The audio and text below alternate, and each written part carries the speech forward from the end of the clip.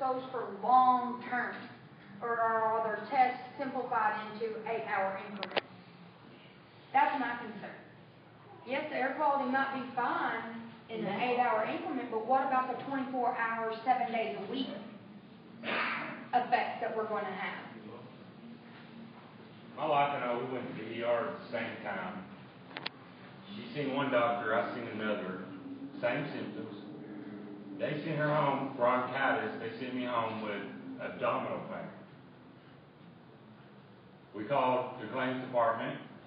They actually came out. They met with us. They wrote out a check to pay for the ER visit, pay for her medicine, pay for our gas, and pay for our parking.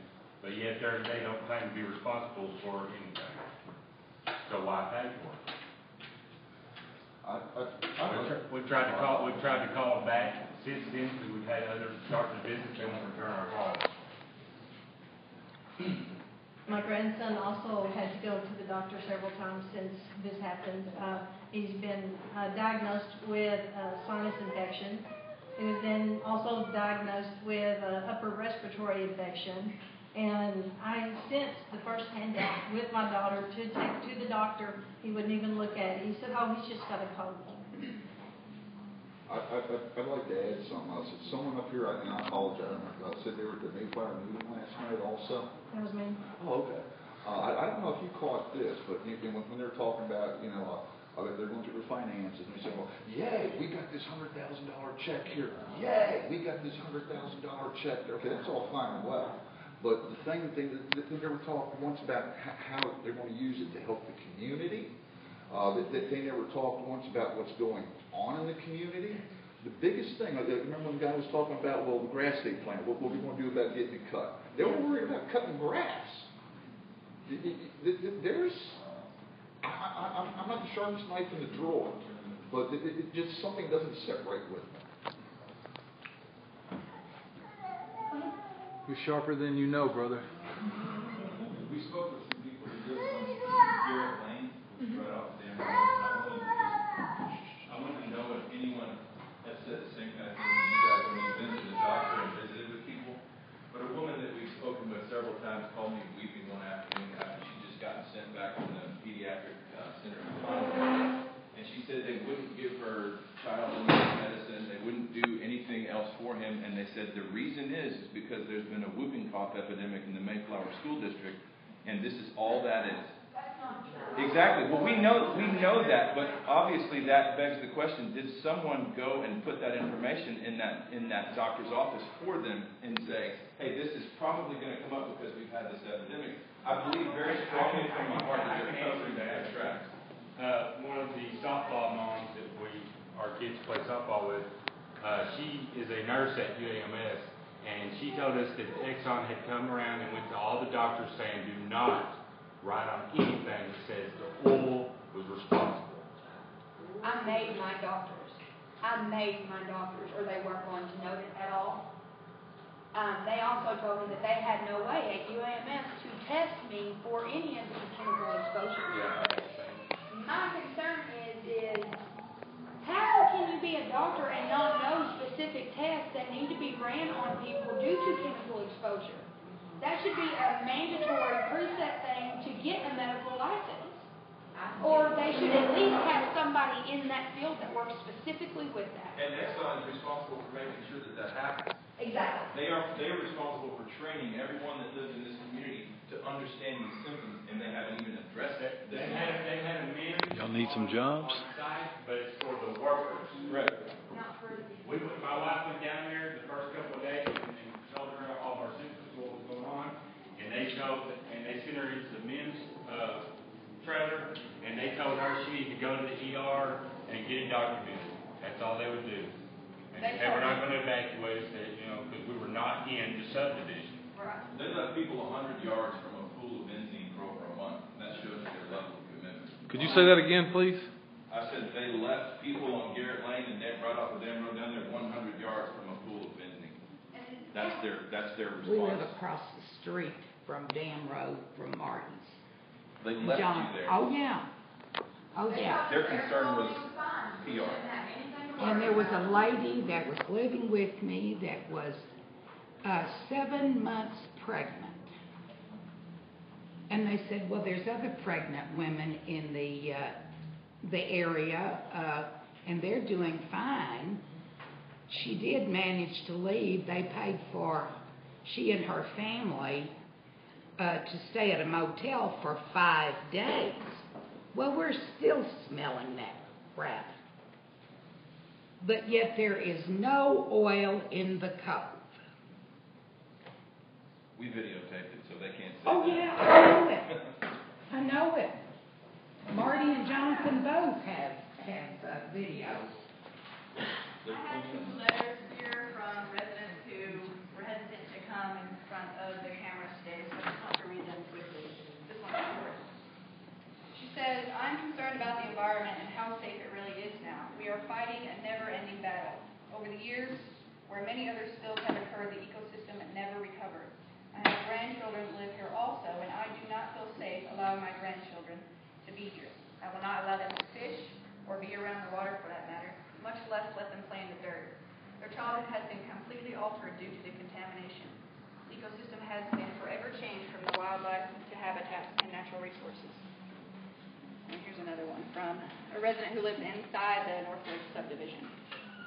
She says, as a Northwoods and Mayflower resident, I have many concerns and questions. First and foremost, the health of my family. As a parent, it's our responsibility to protect our children and put their needs before our own. Having a baby, I understand that when born, we don't have antibodies, and these are built up in time.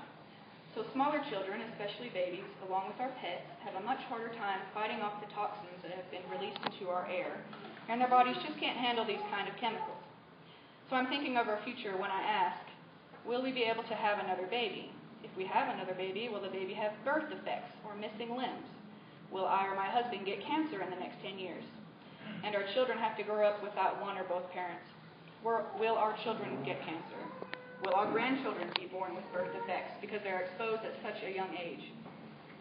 Secondly, our environment. The lasting effects are not just in our community, they are being spread throughout the state of Arkansas and the United States. The cleanup efforts appear to be going good, but one fact still stands. In the weekly newsletter to our community, Exxon states that 5,000 barrels were spilled, but only 2,000 barrels have been recovered. Where is the remaining 3,000 barrels? Is it at the bottom of Lake Conway, Palarm Creek, and Arkansas River? And what about Lake Conway, one of the largest fishing reservoirs in the area? Is it safe to eat the fish? How many restaurants get their fish from local water resources? How will that affect the outlying communities and local businesses? And what about the disposal of the recovered oil and materials used? Where is all the white absorbent boom going? I hope it's not going into our landfills. How much oil has absorbed into our soil? Is it safe to have a garden or let the children dig in the dirt? I have too many concerns to really address all of them. I just know that at the moment, since being displaced, it has not been a fun adventure by any means. People don't understand if they don't live here, and big companies surely don't have any idea what we are going through. While decision makers and corporate employees get to go home and sleep in their own beds, we are in one room, and our baby, which has slept through the night from 3 weeks old, is now sleeping in a pack and play next to us. It's been a trying 2 months since March 29th, and our baby now wakes up through the night with what the doctor has called night terrors due to so many changes in the normal routine of life. This is just one of many, many challenges we are facing. We are moving on and basically starting over. Just not sure if it will be in Mayflower anymore. I just hope and pray that we as a family, community, and state of Arkansas can pull through this and really come together to make a difference and Mayflower a better place to live. Thank you. Call Yeah, the cops. I admire, it takes a lot. I admire and respect for the four of you immensely. The gentleman in here, what is your first name? Damien. Damien. We need more elected officials like you in this country. I can't say how much respect and how much I admire you for saying it's going to take people like you across the country, not just in Mayflower, to take action. And those people that were so happy with a $100,000 check, you couldn't be more on point. I hope somebody recorded this because, with your permission, I want to play what you had to say over and over again to the national news. I don't have any problem. I mean, truth be told, I'm not a shy individual. You know, I'll tell you how I see it. However, I will have facts or information when I do speak. If I don't know what it is that I'm talking about, or if I'm not reasonably assured what I'm talking about, then I'm not gonna say something. But you know, I thought myself, before this incident of getting politically involved somewhere in the community, be it the school board, on city council or something like that. I want to volunteer. I'll give you a campaign manager and I'll leave up everything. I volunteer.